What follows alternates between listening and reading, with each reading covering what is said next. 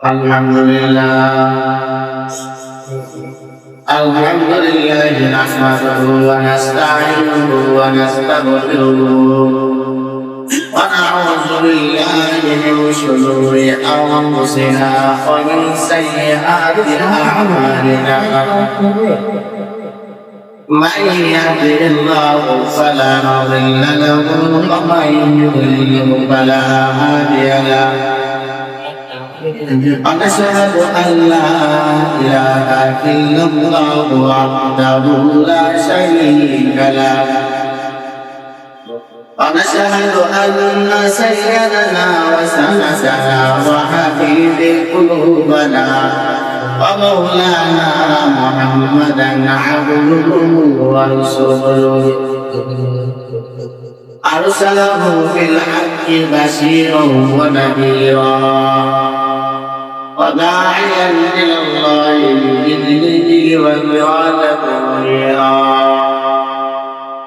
وقال تعالى ولكم في القصاص حياة يا أولي الألباب لعلكم تتقون وقال تعالى إن الله وملائكته يصلون على النبي يا أيها الذين آمنوا صلوا عليه وسلموا تسليما اللهم صل على محمد وعلى آل سيدنا محمد عبدك ورسولك النبي الكريم بأعلام أنفس الخلائق دائما أبدا من أضعنا بكماله كشف الدجى بجماله حسن الجميع بسؤاله صلوا عليه وآله سلموا يا مبارك صلوا على صدر الأمين مصطفى ما دعا لله رحمة للعالمين الصلاة والسلام عليك يا رسول الله الصلاة والسلام عليك يا حبيب الله الصلاة والسلام عليك يا سيد المرسلين الصلاة والسلام عليك يا رحمة للعالمين الحمد لله الله جل جلاله برشديا يا الله جل جلاله ومغفر محمد সকলকে রাতবা বাবাদের লাহোর থেকে দাতায় বানায় বলিয়া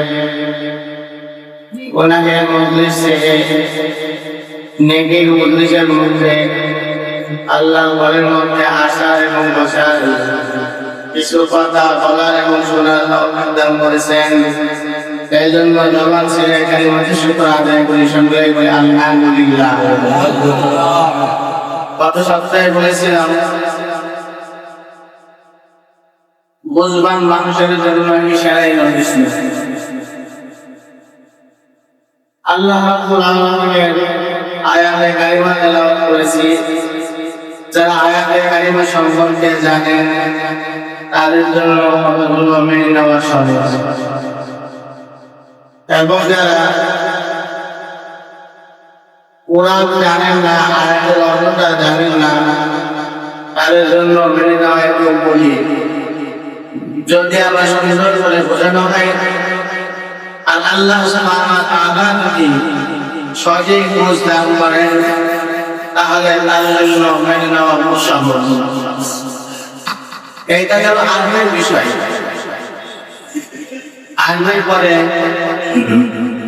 হামদ সানা করেছে আল্লাহ তাআলা শাহ দরবারে যে আল্লাহ তাআলা শাহ তাকনা আসাদের জামানা দিবে। আবার বলেছে কোরআনের মজলিস ছেড়ে নেকের মজলিসের মধ্যে।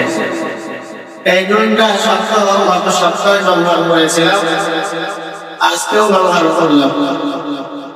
যারা তাকনা আসাদ সম্পর্কে জানে তার জন্য কতগুলো বোঝা সহজ।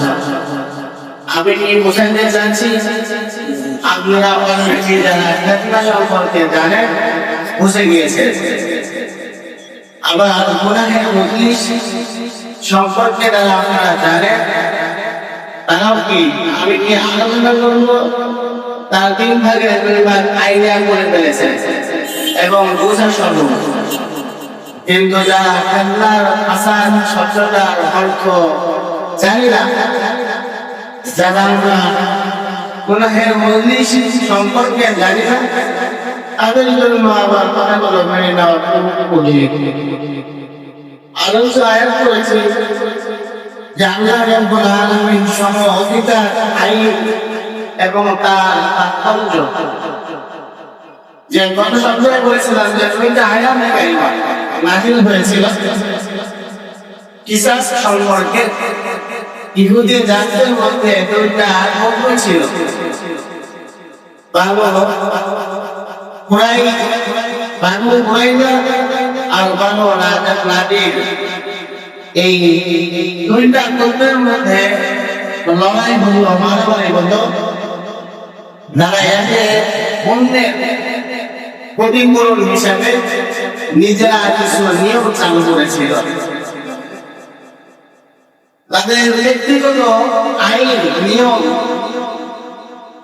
তাদের সামাজিকতা, তাদের ব্যক্তিগত নিয়ম চালু করেছিল। ব্যক্তিগত নিয়মটা ছিল যে একজনের মানুষ যদি মারা যায় যশোর ময়দানে তার বিনিময়ে ঘন্টা তাকে মেরে ফেলবে, অথবা 180 কেজি খেজুর দিতে হবে। এইটা হলো একটা গোত্রের নিয়ম ছিল। আরেকটা গোত্রের নিয়ম ছিল সে হত্যাও করতে পারে, আবার হত্যা যদি না করে ছেড়ে নেয়, হুকুম বন্ধতে নেয়, তাহলে 180 কেজি ডাবল, তারপর 260 কেজি, তাকে 260 কেজি দিতে হবে, খেজুর দিতে হবে। বলেন তো আপনারা যে 2জনের নিয়ম কি সমান? সমান সমান না। একজনের নিয়ম হয়েছে কি সহজ, 180 কেজি। ও হত্যার বদলে হত্যা মাফ করে দিচ্ছে, কিন্তু মুক্তিপণ হিসেবে 180 কেজি নিয়েছে। কিন্তু অপরজন বেইনসাফ করতেছে, আমি হত্যা করবো, যদি তুমি হত্যা থেকে বাঁচতে চাও তাহলে কি আমাকে 260 কেজি দিতে হবে, 360 কেজি দিতে হবে। এই যে 180 কেজি থেকে 360 কেজি ডাবল হয়ে গেল, এই কারণেই আল্লাহ সুবহানাহু ওয়া তাআলা বলছে যে তোমাদের মন গড়া আইন চলবে না, তো আমার দেশে আবার বুনিয়ায় আমি মুহাম্মদকে পাঠিয়েছি, কোরআন নাযিল করতেছি, আবার আমি দুনিয়া সৃষ্টি করেছি, পৃথিবী বানাইছি, আসমান বানাইছি, জমিন বানিয়েছি, সব কিছু আমার বানানো। তোমার ব্যক্তিগত আইন এই জমিনে চলবে না। তখন আল্লাহ রাসূল সাল্লাল্লাহু আলাইহি ওয়াসাল্লামের কাছে ওহী নাযিল করে জানায় দিলেন, হে মুহাম্মদ, আপনি তাদেরকে বলে দেন যে তোমাদের মন গড়া সব অধিকার এই আইন হবে না, আমার আইন মানতে হবে। যদি আমার মনে আমি থাকতে চাও। এখন আমি আগে বলেছি কথাগুলো যে যারা আইনে কারিমার অর্থ জানে তাদের জন্য মেনে নেওয়া সহজ, যারা বুঝবান তাদের জন্য কি কথাগুলো সহজে বুঝে নেওয়া সহজ। আমি বর্তমান প্রেক্ষাপট বা বর্তমান কোনো পরিস্থিতি নিয়ে বর্তমান আলোচনা করছি না, করি না। আমার চোখের সামনে আপনারা বসে আছে, কিন্তু আমার মস্তিষ্কের মধ্যে আছে হলো কি কোরআন, এবং এই কোরআনের যখন তাৎপর্য অর্থগুলো যখন আমি পড়ছি, ব্যাখ্যা যখন করছি, তখন আপনাদের মাঝে আমার এই সাধারণভাবে পেশটা এখানে আছে, সাধারণভাবে আমি কথা বলছি, কিন্তু আমার মস্তিষ্ক ওই কোন নাদির আর কোন উদাইদার ওই জাহানার ঘটনার দিকে লক্ষ্য করে আমার মস্তিষ্কে কথা বলছে। এখন যদি বর্তমান পরিস্থিতি নিয়ে আপনাদের কারো মনের মধ্যে কোনো কথা লেগে যায়, আমার বলার কিছু নেই। আমি আল্লাহর কথা বলবো, যে মানবে তার জন্য ভালো, যে মানবে না তার জন্য পরকালে আল্লাহ তাআলা শাস্তি রেডি করে রেখেছে। সে আমিও হতে পারে, আমি তো শুধু শুধু জান্নাতের জন্য আমলটা পাই। আল্লাহ যদি রহমত না করেন, ভালো না বাসেন, আমার যদি দয়া না করেন, শিক্ষা যদি না দেন, তাহলে আমিও জান্নাত যেতে পারবো না। আয়াতে কারিমার সঙ্গে যে কথাগুলো আছে সেটা হলো এই, যে আল্লাহ রাব্বুল আলামিন বলতেছেন, রাসূলকে বলতেছেন, তাদেরকে আপনি নিষেধ করেন, বলেন তোমাদের আইন চলবে না, আমার জমিনে থাকতে হলে আমার আইন মানতে হবে, তাদেরকে আপনি জানিয়ে দেন।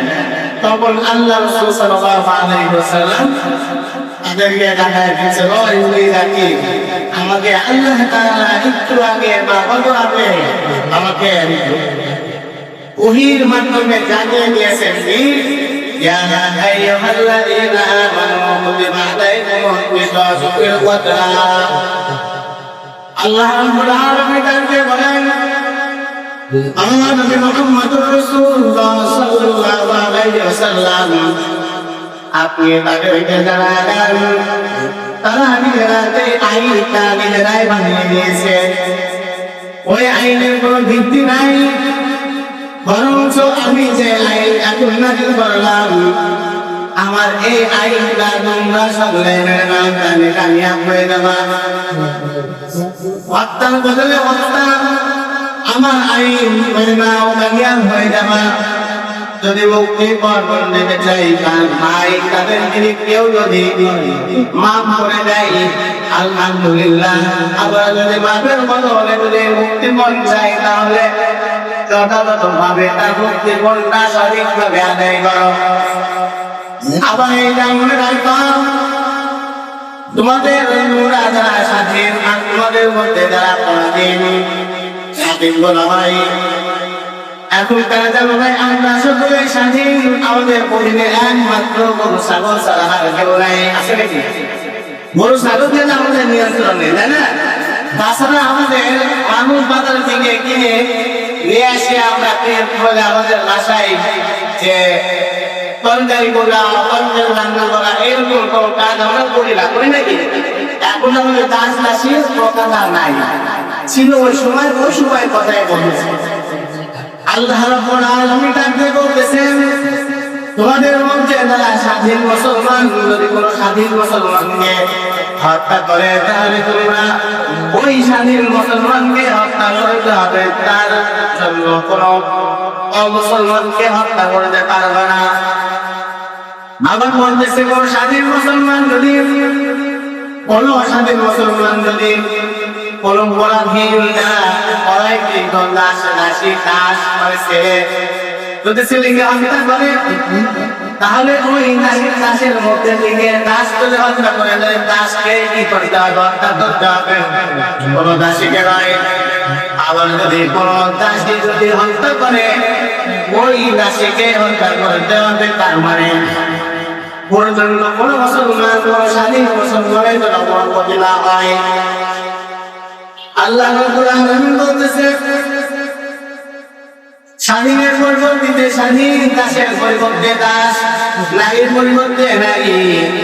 যদি কেউ তার ভাই বোনদের কোনো বিষয় ক্ষমা করে দেয়, তাহলে যেন নিজ সংগত ভাবে তাদের নিজটা পাওনাটা বোঝা যায়। আবার আল্লাহ রাব্বুল আলামিন বলতেছেন, ওয়ালাকুম ফিল কিসাসি হায়াতুন ইয়া উলিল আলবাব লাআল্লাকুম তাত্তাকুন। হে জ্ঞানবান লোকেরা, কতবে বলেছি, কত সপ্তাহে বলেছিলাম যে জ্ঞানী মানুষের জন্য ইশারাই যথেষ্ট, তাই না? অত বোঝা লাগে না তাদেরকে। আবার কি যারা এই আয়াত সম্পর্কে জানিয়ে পড়েছে, যখন শুরুতেই পড়েছে, তখন তারা বুঝে ফেলেছে আজকে হুজুরের আলোচনা কি।